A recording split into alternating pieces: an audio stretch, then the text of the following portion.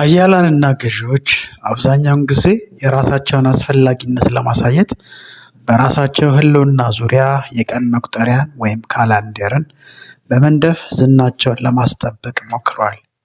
የሮም ንጉሠ ነገሥት ኩነቶችን የሚመዘግቡት በነገሱበት ዓመት ቁጥር ነበረ። ያለፈውን ታሪካቸውንም የሚለኩት ሮም ከተመሰረተችበት ጊዜ አንስቶ ነበረ። የፈረንሳይ አብዮት ደግሞ የምክንያታዊነት አገዛዝ ወይም ሬን ኦፍ ሪዝን የጀመረበትን ቀን መቁጠሪያ በማስተዋወቅ ሰዎችን ለማነቃቃት ሞክሮ ነበር። የሶቪየት ህብረት መንግስት ደግሞ ጊዜን መቁጠር የጀመረው ዛር ከተወገደበትና ስልጣን ለህዝብ ተሰጠ ከተባለበት ጊዜ አንስቶ ነበረ። የኢየሱስን ዱካ ለማጥፋት በ1920ዎቹ የአምላክ የለሾች ተዋጊ ሊግ የሚባል ቡድን ተመስርቶም ነበር።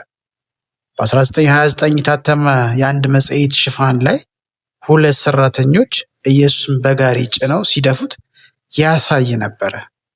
ነገር ግን የሊጉ መሪ የማሊያን ያሮስላቭስኪ በኢየሱስ ተከታዮች ውስጥ ያለውን የእምነት ጥንካሬ በመመልከት ተስፋ ቆረጠ። በኋላም ክርስትና እንደሚስማር ነው፣ በኃይል በመታወቅ ቁጥር ይበልጥ ጠልቆ ይገባል ሲል ተናግሯል።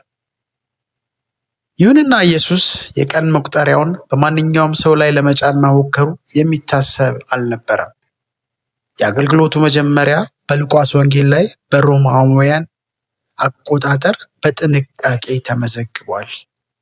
ጢባሪዮስ ቄሳር በነገሰ በ13ኛው ዓመት ጴንጤናዊ ጲላጦስ በይሁዳ ሲገዛ፣ ሄሮድስም በገሊላ የአራተኛው ክፍል ገዢ በነበረበት እያለ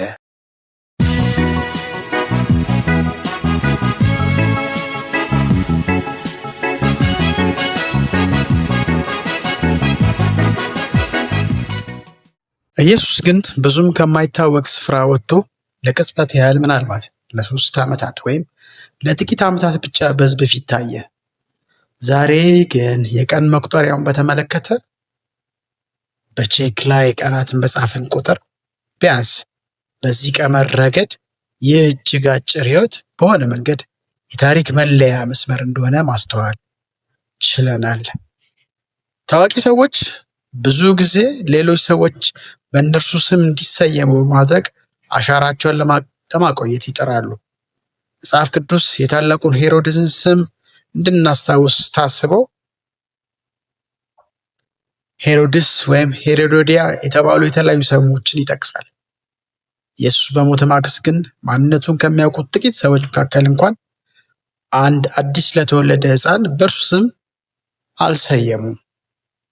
ዛሬ ግን የቄሳር እና የኔሮ ስሞች ጥቅም ላይ ከዋሉ ለፒዛ ቤቶች፣ ለውሾችና ለካሲዮኖች የሚውሉ ሲሆን በኢየሱስ መጽሐፍ ወይም በወንጌላት ውስጥ ያሉ ስሞች ግን ለዘላለም ሕያው ሆነው ይኸው ቀጥለዋል።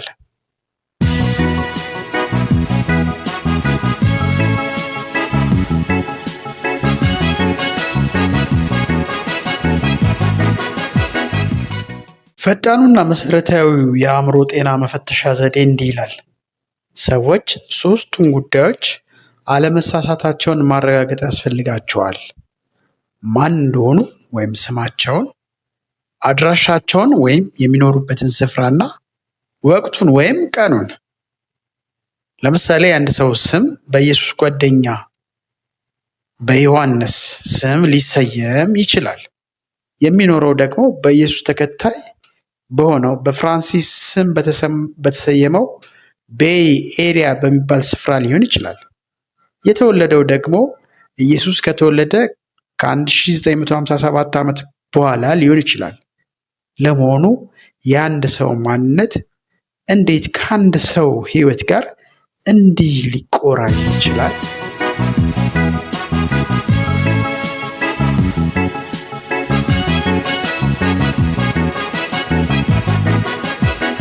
በ400 ዓመተ ምህረት አካባቢ በቤዛንታይን ጥበብ ውስጥ የሰፈረው የእርሱ ምስል በታሪክ ውስጥ ከሁሉ በላይ ዝነኛ ነው።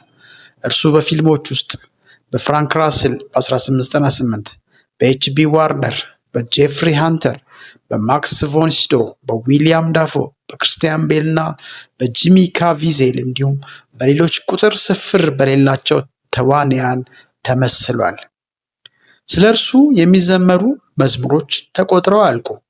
ከሐዋርያው ጳውሎስ ወደ ፊልጵስዩስ ሰዎች በጻፈው ደብዳቤ ላይ ከሰፈረው ከመጀመሪያውን ከታወቀው መዝሙር አንስቶ ጀስቲን ቤበር እስከለቀቀው አልበም እስከዚች ደቂቃ ድረስ ሰከንድ ድረስ እስከሚወጡ መዝሙሮች። በአእምሮ ጤና ዘርፍ እንኳን ታካሚዎች የታላቅነት ቅዠት ወይም ግራንዶይዝ አይደንቲቲ ዲስኦርደርስ ካለባቸው ራሳቸውን አድርገው የሚገምቱት ኢየሱስን ነው። የሚልተን ሮኬክ ትሪ ክራይስት ኦፍ የልስቲን በዚህ ዘርፍ የታወቀ መጽሐፍ ነው። ለመሆኑ የታላቅነት ቅዠት ያለባቸው ቡድሃዎች ራሳቸውን እንደ ቡድሃ ያስባሉን? ተስፋ የቆረጡ ሰዎች የሚጸልዩት፣ አመስጋኞች ምስጋናቸውን የሚደመድሙት፣ የተቆጡ ሰዎች የሚራገሙት፣ ከክርስትና ከጥምቀት እስከ ሰርግ ከሕመምተኛ ክፍል እስከ ቀብር ድረስ የሚነሳ ስም፣ ሕፃናት ሲወለዱ የሚነሳ ስም